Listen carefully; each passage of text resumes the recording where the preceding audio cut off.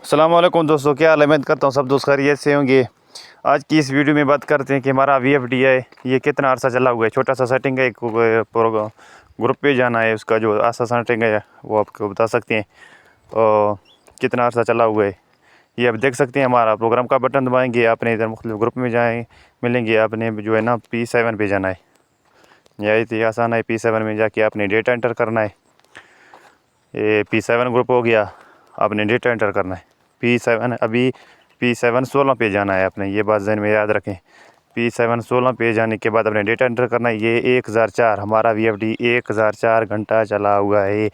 इसी सेटिंग के मुताबिक आप अपना VFD P7 16 में जाके आप चेक कर सकते हैं। बैक चलते हैं, प्रोग्राम का बटन दबाएंगे, P7 आ गया, दोबारा दबाएंगे, 5000 मुकम्मल शो हो गया। ये हमारा हो गया आज का वीडियो। उम्मीद करता हूँ सब दोस्तों को पसंद होगी। पसंद होने की सूरत में हमारा एक ही रिक्वेस्ट है, हमारा चैनल सब्सक्राइब करें। शुक्रिया, मेहरबानी।